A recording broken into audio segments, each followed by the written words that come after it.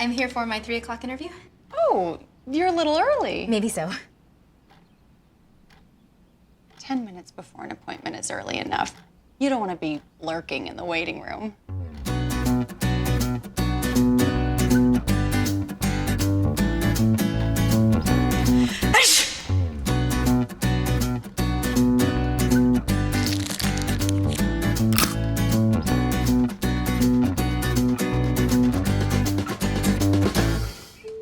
He'll see you now. Are you nervous? I guess so. Don't be. You'll have an interview coach. An interview coach? What's... Welcome. Thank you. Oh. Good to meet you. Good to meet you. What was that? What?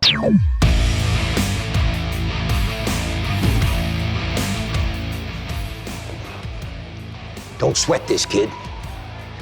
It's normal to be nervous. Just remember, he wants this to work out just as well as you do. Be confident. You'll be a knockout. Great advice from Vivian's interview coach.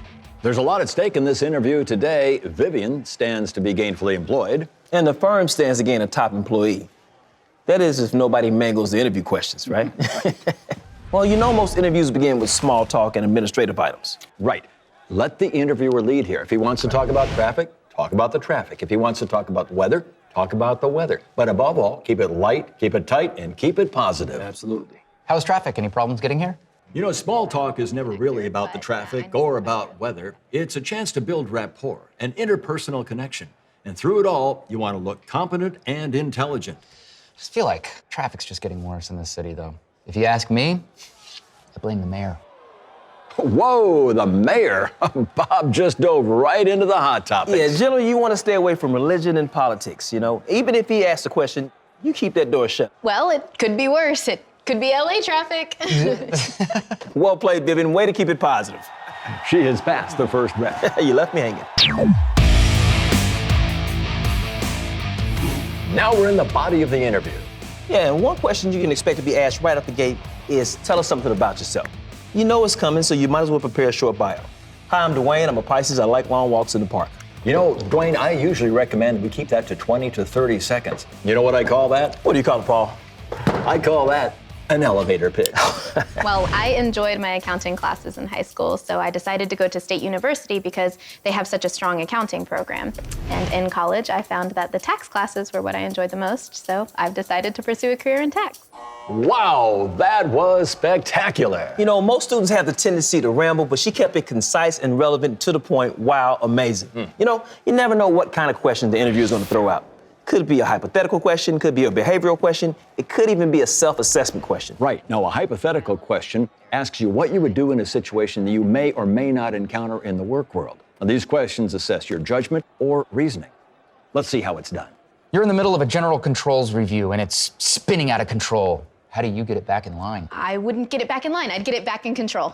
You finished a major tax review, only to discover that one of the juniors on your team has used Roman numerals throughout the document. What do you do? I'd say Roman numerals. What year is this? MMXVI? Your office is on fire, and your audit is due tomorrow. What do you grab? Issues memoranda, summaries of significant findings, or copies of the entity's records? Let me look this up. Never look at your phone during an interview.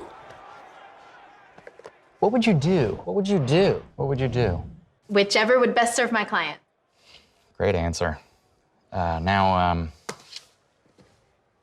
what is your greatest weakness? Oh, wow, he's hit her with a self-assessment question. These can be tough. Now, these questions help an interviewer determine how self-aware you are, how well you know your own strengths and weaknesses, and how you accommodate for them. Well, I'd say my greatest weakness is that I'm a perfectionist.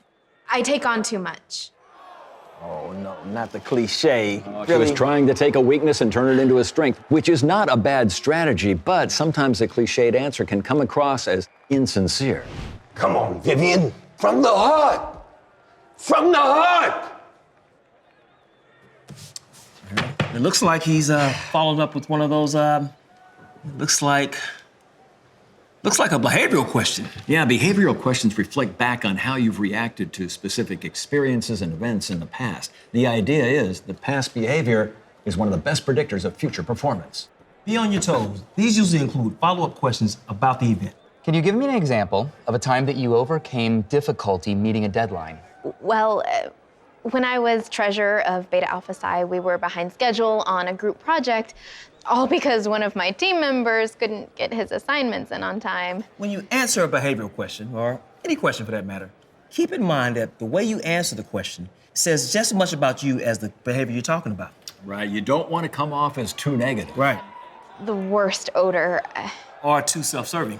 Anyway, if it weren't for me, we would have never completed our assignments in on time, and Ricky would have never learned about deodorant. Wow, she's starting to stumble. Yes, she is. You know, a good strategy going in is just to keep your answers focused on how your experience is relevant to the job. Right. There's no reason for her to offer personal politics. Innovation, collaboration, so we could have better data analytics. See, now she's just rambling. Synergy.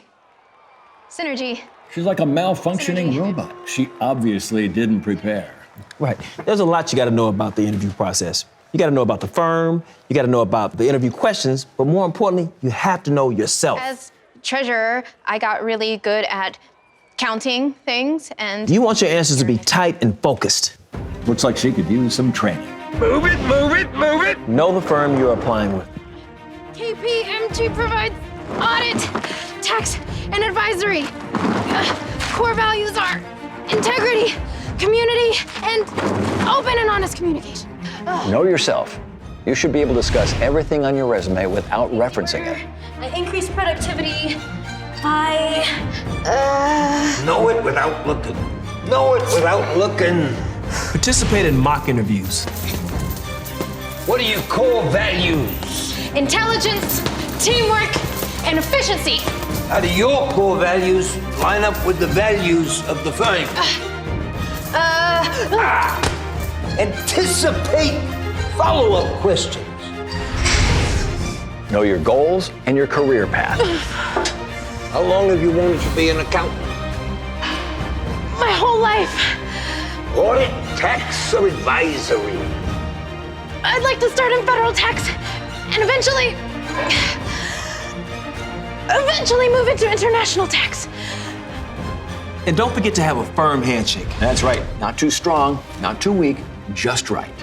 Too soft. What are you, a fish? Again. Hey, what are you trying to do? Snap my wrist? Again. That's it, kid.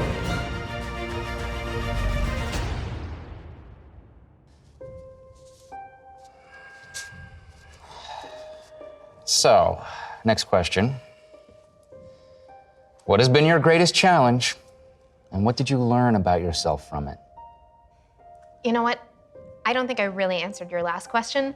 I'd like to revisit it, if you don't mind.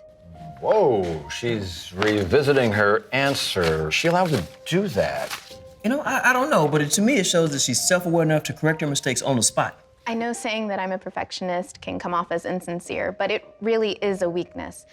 I tend to spend too much time on the small things, and it has caused me stress, especially when meeting deadlines. I'm working on it, and every time we have a class project now, I try to focus on what is important.